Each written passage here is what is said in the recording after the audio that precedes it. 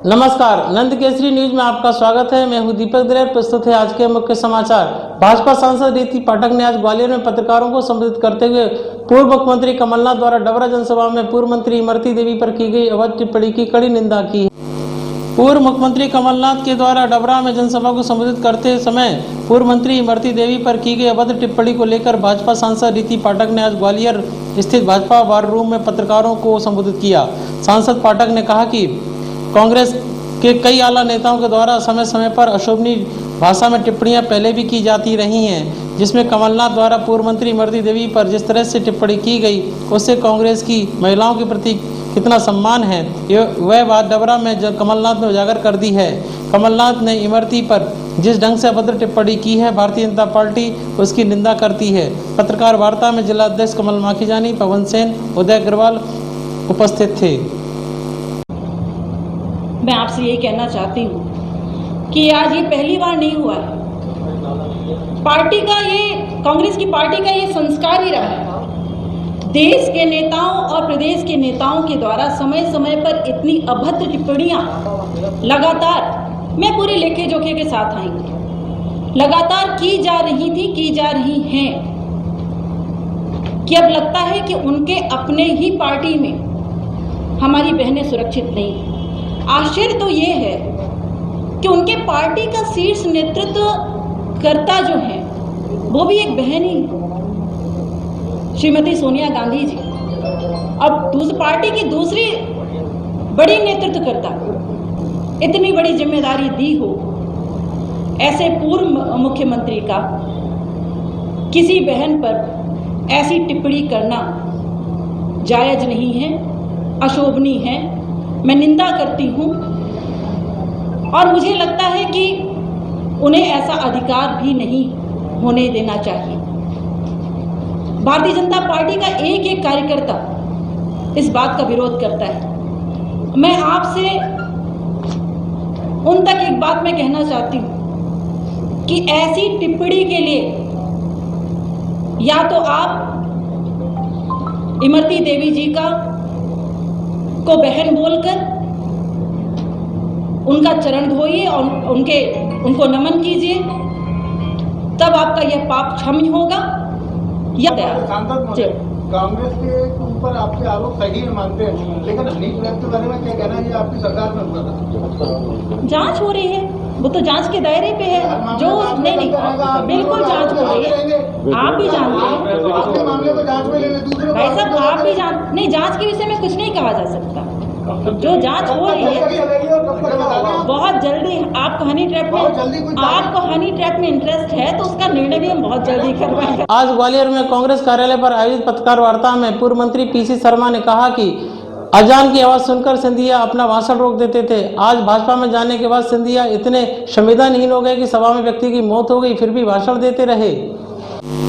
पूर्व मंत्री इमरती मामले पर कांग्रेस ने खुद को गिरता देख आज ग्वालियर में प्रेस वार्ता की, जहां पत्रकारों को संबोधित करते हुए पूर्व मंत्री पीसी शर्मा ने शिवराज सरकार के पिछले 6 माह का चिट्ठा खोला, जिसमें पीसी शर्मा ने कहा कि मध्य प्रदेश में पिछले 6 माह में महिला अपराधों की संख्या में बढ़ोतरी हुई है, जिसमें रेप व गैंगरेप के मामले भी शामिल हैं, जिस पर भाजपा ने कभी कुछ नहीं कहा। कांग्रेस के धरने पर पीसी शर्मा ने कहा कि सांसद ज्योतिरादित्य सिंधिया आज इतने संवेदनहीन हो गए कि सभा में एक व्यक्ति की अकाल मौत हो गई, फिर भी सिंधिया जी ने भाषण जारी रखा।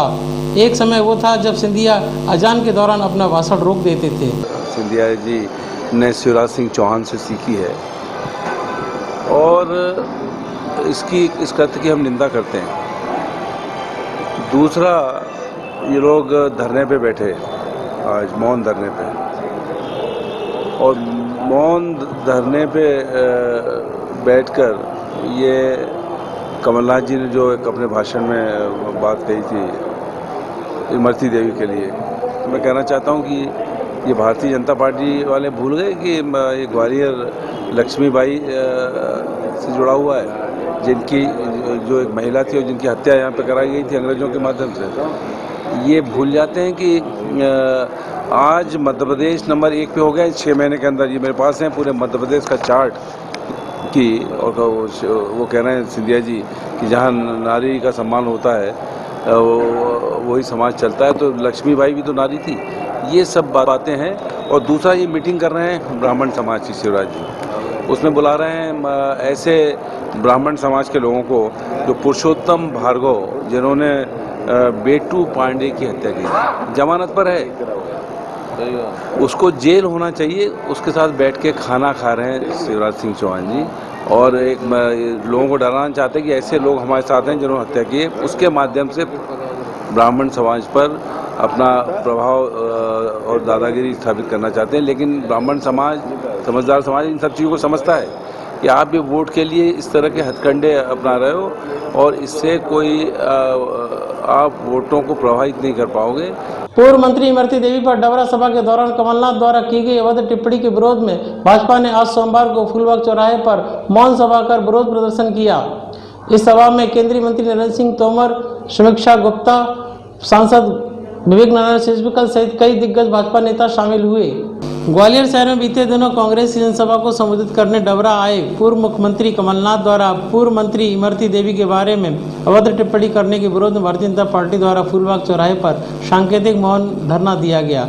मौन धरने पर बीजेपी के प्रदेश अध्यक्ष we D Sharma, Bharatiya Janata party के जिलाध्यक्ष कमल माखीजानी, पूर्व विधायक मुन्नालाल गोयल, पूर्व महापौर समीक्षा गुप्ता, पूर्व मंत्री प्रद्युम्न सिंह तोमर, महिला मोर्चे की खुशबू गुप्ता, ग्वालियर सांसद विवेक नारायण शेजवलकर एवं भारतीय जनता पार्टी के कार्यकर्ताओं के द्वारा मौन धरना का आयोजन किया गया। एक दलित महिला के विरुद्ध ऐसी अपमानजनक और अशोभनीय भाषा का उपयोग उनके द्वारा किया गया है और भारतीय जनता पार्टी और महिला मोर्चा इसका कड़ा विरोध करता है। कमलनाथ ने जिस प्रकार से बहन इमरती देवी, एक दलित महिला के बारे में जिन शब्दों का उपयोग किया है, उन शब्दों का मैं उल्लेख नहीं करना चाहता। कांग्रेस की बहुत छोटी और ओछी मानसिकता का प्रदर्शन कमलनाथ ने किया है।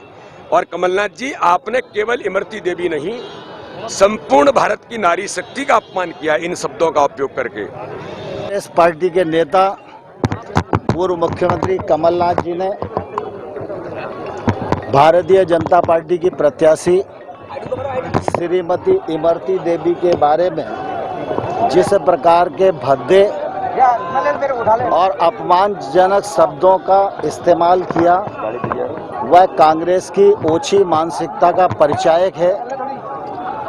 इमरती देवी के बारे में जो कहा गया, वह सिर्फ इमरती देवी का अपमान नहीं है, वह देश भर के दलितों का अपमान है और पूरे नारी जगत का अपमान है और इसकी सजा आने वाले कल में कांग्रेस पार्टी को मिलेगी। पूर्व मंत्री इमरती देवी पर की गई अभद्र टिप्पणी को लेकर भाजपा महिला मोर्चे ने मधु भार्गव के नेतृत्व में आज मकोड़ा तिराहे पर मुख्यमंत्री कमलनाथ का पुतला जलाया और जमकर नारेबाजी की। ग्वालियर शहर में बीते दिनों डबरा में कांग्रेस के उम्मीदवार सुरेश राजे के समर्थन में जनसभा को संबोधित करने आए पूर्व मुख्यमंत्री कमलनाथ ने अपने उद्बोधन में पूर्व मंत्री इमरती देवी पर अभद्र टिप्पणी कर दी थी। इस कारण ग्वालियर के महिला मोर्चा अध्यक्ष मधु भार्गव के नेतृत्व में मकोड़ा तिराहे पर कमलनाथ का पुतला दहन किया एवं मुर्दाबाद के नारे भी लगाए। साथ ही कमलनाथ के बारे में नवदुर्गा के समय किसी स्त्री के बारे में ऐसी अभद्र टिप्पणी करना राजनीति में शोभा नहीं देती।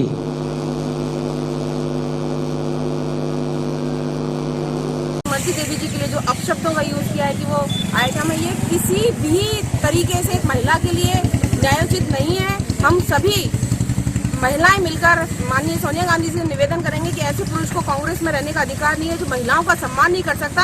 आप इतिहास देख लीजिए, चाहे रामायण देख लीजिए, चाहे महाभारत देख लीजिए, हर लड़ाई महिला की इज्जत के लिए हुई है। पुरानी रंजिश को लेकर ग्वालियर थाना अंतर्गत कैलाश टॉकीज के पास एक व्यक्ति ने कुल्हाड़ी से जानलेवा हमला कर एक युवक को लहूलुहान कर दिया।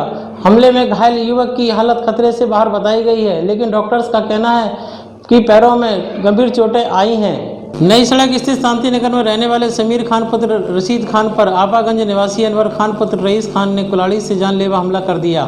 प्रारंभिक पड़ताल के बाद पुलिस का कहना है कि हमला पुरानी रंजिश के शक में किया गया है। बता दें, आज सुबह अनवर नई सड़क इलाके में आया और घात लगाकर बैठ गया। समीर के आते ही अनवर ने उसका पीछा किया और कैलाश टॉकीज के पास समीर पर कुल्हाड़ी से हमला कर दिया। हाथ और पैरों में ताबड़तोड़ वार करने के बाद हमलावर मौके से फरार हो गया। घटना की सूचना मिलते ही पुलिस भी तत्काल मौके पर पहुंची और घायल को अस्पताल भिजवाया। प्रारंभिक उपचार के बाद डॉक्टर्स का कहना है कि घायल की हालत तो खतरे के बाहर है, लेकिन पैरों में घाव गंभीर हैं। फिलहाल पुलिस ने मामला कायम कर आरोपी की तलाश शुरू कर दी है। क्या अच्छा हो गया? उसके फरियादी शबीर खान सन ऑफ रशीद खान जा रहा था आज 2010 में। वहाँ पीछे से Anwar Khan son of rice Khan आपागंज का है, उसने कुल्हाड़ी से हमला किया। अस्पताल में उपचार की भर्ती है। पुरानी कोई रंजिश है क्या? पुरानी रंजिश का मालूम चल रहा है। तो जो उसके चोट लगी है वो बच जाएगा? इलाज चल रहा है। कौन सी धाराएं लगाई है? अभी लगा नहीं दे रहा।